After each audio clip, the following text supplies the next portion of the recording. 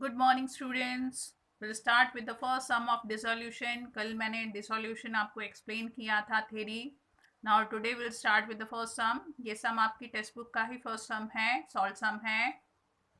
यही सम मैं आपको फर्स्ट एक्सप्लेन कर रही हूँ। पहले एक दो सॉल्व सम करेंगे, फिर हम अनसॉल्व की तरफ जाएंगे। ओके, तो पहले अगर आप देखोगे ध्यान से तो यहाँ पर आपको बैलेंस शीट दी गई है।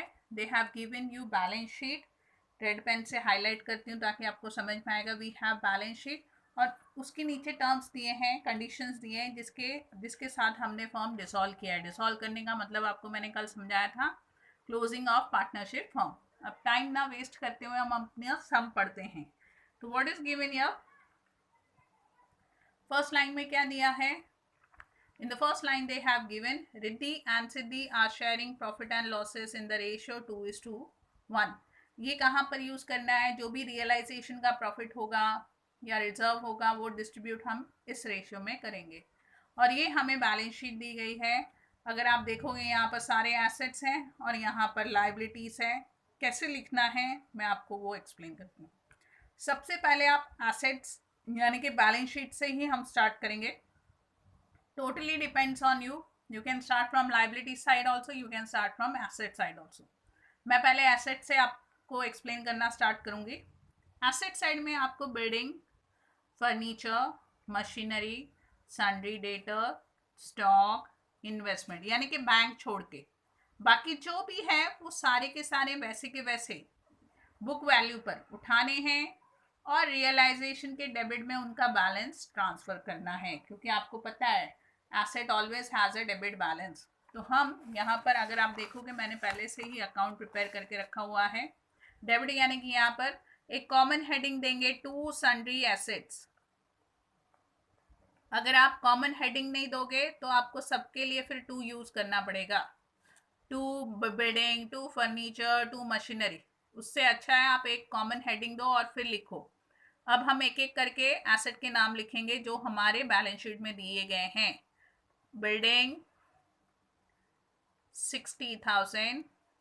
You can write the amount in second column also if you want, नहीं तो आप टोटल करके भी बाहर लिख सकते हो।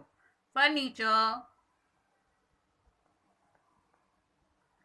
24,000।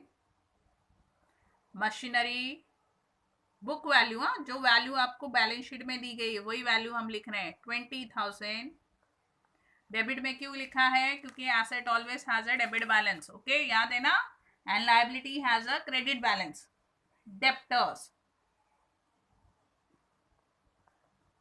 अब डेटर्स की जो वैल्यू लिखनी है हमको, we are suppose to write this full value.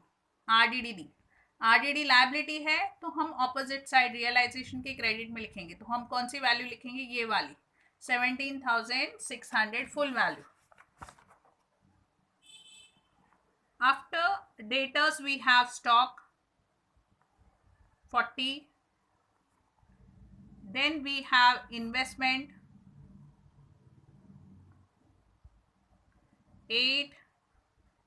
Then we have interest receivable, ये भी हमारा एसेट ही है तो ये भी आपको यही लिखना है 2,000। जो भी आप बैलेंस शीट से लिखोगे whether from the asset side और योर लायबिलिटी साइड, जैसे हम ट्रायल बैलेंस एक ही बार लिखते हैं, ये भी हमारा ट्रायल बैलेंस का ही यहाँ पर रोल प्ले कर रहा है। एक ही बार यहाँ से जो भी लिखेंगे वंस, उसके नीचे जो भी दिया होगा उसके दो दो इफेक्ट आएंगे। ओके, यहाँ तक क्लियर हुआ? बचा क्या है यहाँ पर? बैंक बचा है। वो बैंक हमको कहाँ लिखना है? हमने बैंक अकाउंट प्रिपेयर किया है, उसके डेबिट में लिखना है। तो पहले हम इसका टोटल लिख लेते हैं, 1,71,600। अब हम अपने यहाँ पर चलते हैं, डेबिट साइड में लिखेंगे to balance brought down 20,000। Okay, अब हमारे एसेट साइड की पोस्टिंग अगर आप देखोगे तो फुल्ली कंप्लीट हो गई है। अब लायबिलिटी की तरफ चलते हैं। सबसे पहले क्या दिया है हमें? कैपिटल। और यहाँ पर हमने कैपिटल अकाउंट प्रिपेयर किया है और उसके नीचे दिया है रिजर्व फंड। ये दोनों का इफेक्ट जाएगा कैपिटल अकाउंट में। Capital always has a credit balance, तो कैपिटल अकाउंट यहाँ पर मैंने प्रिपेयर किया है, उसके क्रेडिट में लिखेंगे बाय बैलेंस ब्रॉट डाउन, और बैलेंस कितना है रिद्धि का 80,000, 60,000। यहाँ तक समझ में आया? मुझे नहीं लगता कोई डाउट होगा क्योंकि बहुत सिंपल से सम है। रिजर्व फंड, जब हम फॉर्म क्लोज कर रहे हैं तो हम फंड रख के क्या करेंगे, तो हम क्या करेंगे, पार्टनर्स कैपिटल अकाउंट के क्रेडिट में इसको बांट देंगे। कौन से रेशियो में? 2:1 रेशियो में। जब आप डिस्ट्रीब्यूट करोगे ये डेसिमल में आएगा, 5,333.33 करके ऐसे आता है इसका आंसर। तो हम यहाँ पर लिखेंगे by reserve fund, okay, and reserve fund share first one will get 10,667, 5,333। इसके बाद में अगर आप बैलेंस शीट में देखोगे, लायबिलिटी साइड में है लोन, सिद्धि का लोन है, यानी कि पार्टनर का खुद का लोन है। तो ये आपको, आप रियलाइजेशन अकाउंट में ना ट्रांसफर करके आपको इसका अलग से अकाउंट बनाना है। उसके अलावा क्या है, क्रेडिटर्स है। क्रेडिटर्स कहाँ लिखते हैं, पहले लोन लिख लें फिर हम क्रेडिटर्स समझाएंगे आपको। अगर आप यहाँ पर देखोगे तो यहाँ पर मैंने पार्टनर का लोन अकाउंट प्रिपेयर किया है। लायबिलिटी है तो हमेशा credit balance, by balance brought down. कितना लोन है, 4,000। यहाँ तक क्लियर हुआ? अब क्रेडिटर्स की बारी आई। क्रेडिटर्स और एक हमारी बची है आरडीडी। यहाँ पर क्रेडिटर्स और यहाँ पर आरडीडी, दोनों हमको यहाँ पर लिखने हैं। बाय क्रेडिटर्स,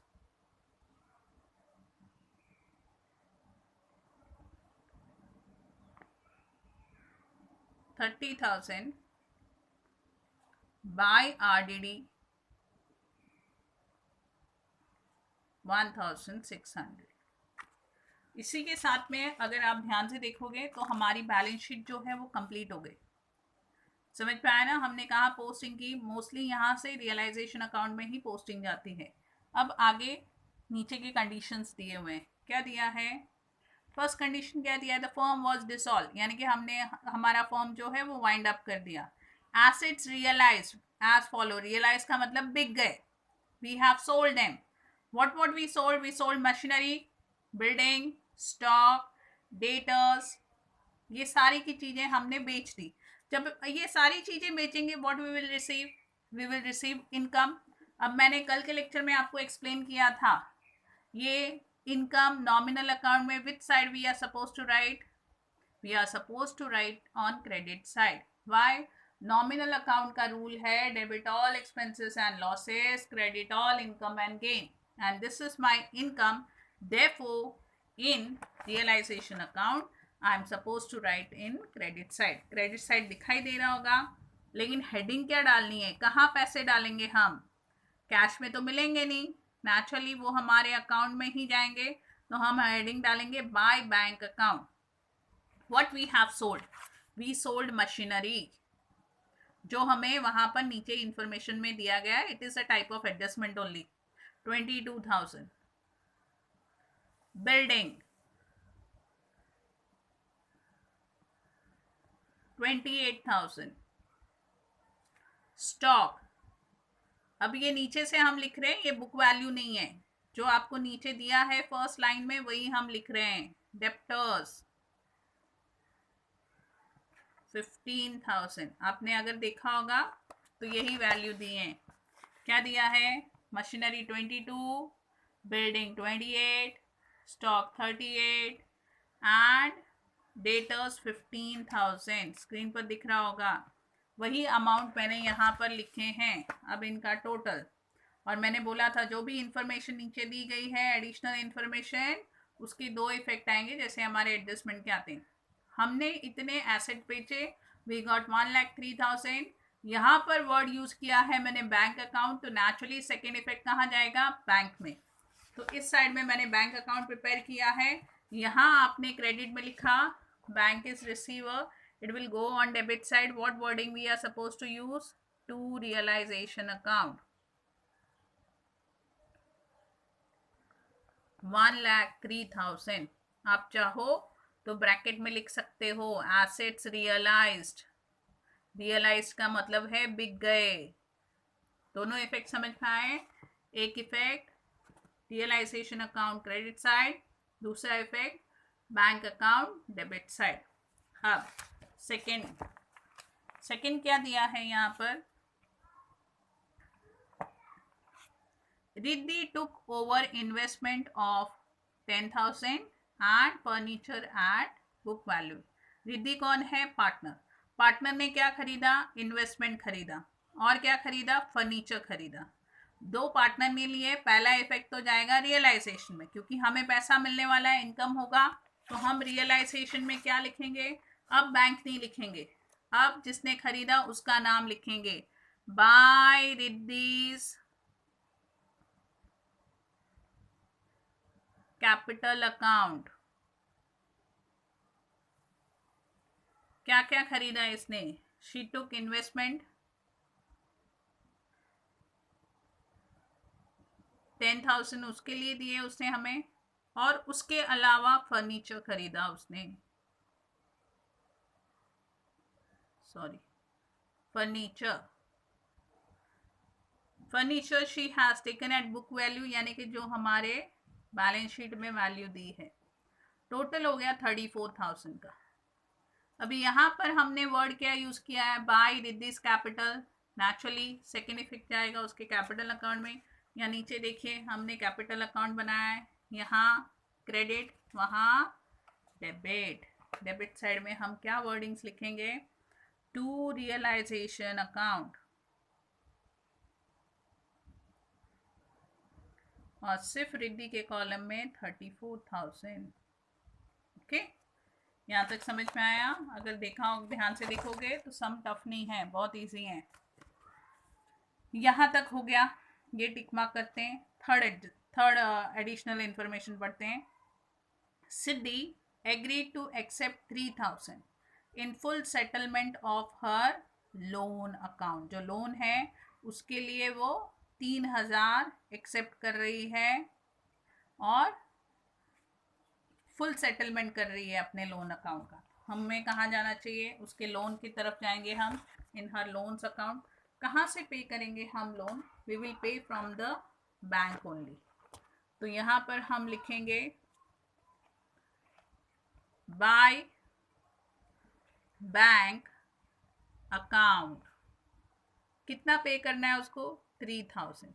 लेकिन आपको पता है लेजर में दोनों अकाउंट हमारे दोनों साइड का सेम होना चाहिए। तो बच गया जो है 1,000, वो क्या हुआ, हमारा प्रॉफिट हुआ। कहाँ ट्रांसफर करेंगे, रियलाइजेशन अकाउंट में 1,000। ये अकाउंट ऑटोमेटिकली हमने क्लोज कर दिया, क्योंकि बिजनेस क्लोज हो रहा है तो अकाउंट भी क्लोज होंगे।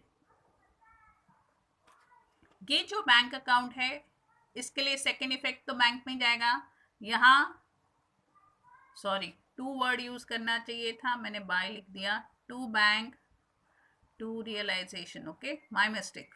टू यहाँ पर हमने डेबिट में लिखा, वहाँ क्रेडिट में लिखना पड़ेगा। Credit side what we will write, by Siddhesh loan account 3,000। Okay, ये एंट्री हमने सेकेंड एंट्री इसकी कर दी। बचा ये, यहाँ पर रियलाइजेशन वर्ड लिखा है, यहाँ डेबिट है, प्रॉफिट हुआ, वहाँ क्रेडिट साइड में लिखेंगे बाय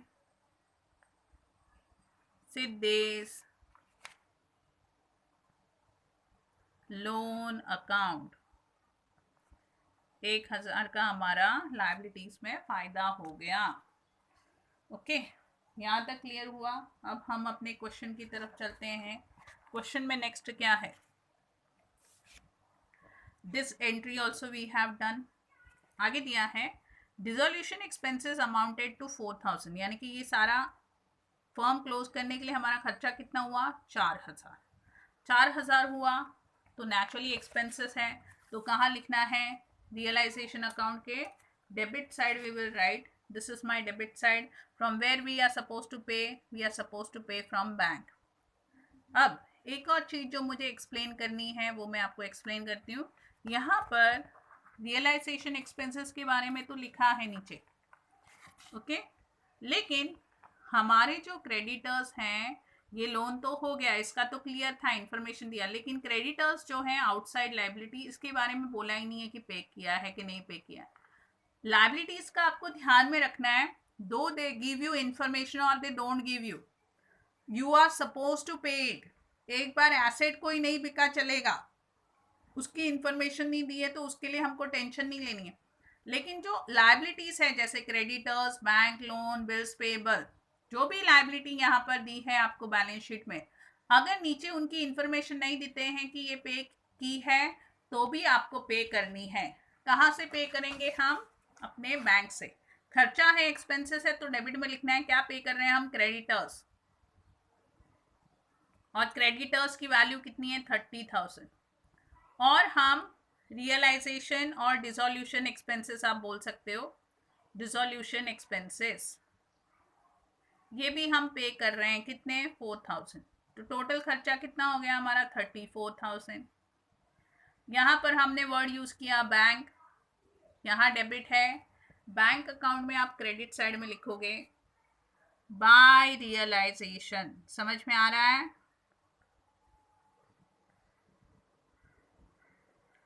टोटल अमाउंट 34,000। क्या क्या पे किया हमने? क्रेडिटर्स पे किए और रियलाइजेशन एक्सपेंसेस पे किए। अब लास्ट में दिया है जो इंटरेस्ट रिसीवेबल था वो हमें मिला नहीं, लेकिन एसेट था, इसलिए टेंशन नहीं करनी, इसके लिए कोई पोस्टिंग नहीं करनी है, ये हमारा इंफॉर्मेशन है। तो क्या क्या प्रिपेयर करने के लिए बोला है? Realisation, partners capital, Siddhi loan and bank, वो हमने प्रिपेयर कर दिया। अब हमको क्या काम करना है? एक एक करके अकाउंट क्लोज करने हैं। तो सबसे पहले शुरुआत कहाँ से करोगे आप? स्टार्ट आप करोगे रियलाइजेशन अकाउंट से। पहला काम जो आपको करना है, देखना है कौन से साइड का टोटल हैवियर है। अगर क्रेडिट साइड का टोटल हैवी है, वही टोटल आप डेबिट में लिखोगे, जो बचेगा वो प्रॉफिट। और अगर डेबिट का टोटल हैवी है, वही टोटल आप क्रेडिट में लिखोगे, जो बचेगा वो आपका लॉस। सॉल्व सम है, इसलिए सामने दिख रहा है कि ये लॉस है, यानी कि डेबिट का टोटल ज़्यादा है, तो हम वही टोटल यहाँ पर लिखेंगे। कितना टोटल है डेबिट साइड का? 1,71,600 प्लस 34,000 प्लस करने के बाद में आ रहा है 2,05,600। Same thing will write here. अब इसमें से आप 30,000, 1,600, 1,03,000, 34 और 1,000 माइनस करने के बाद में लॉस कितना आ रहा है? क्रेडिट में बैलेंस आया है, यानी कि हमारा लॉस कितना? लॉस आ रहा है हमारा 36,000। और ये 36,000 हमको क्या करना है? दोनों पार्टनर्स में डिस्ट्रीब्यूट करने हैं बाय पार्टनर्स कैपिटल अकाउंट।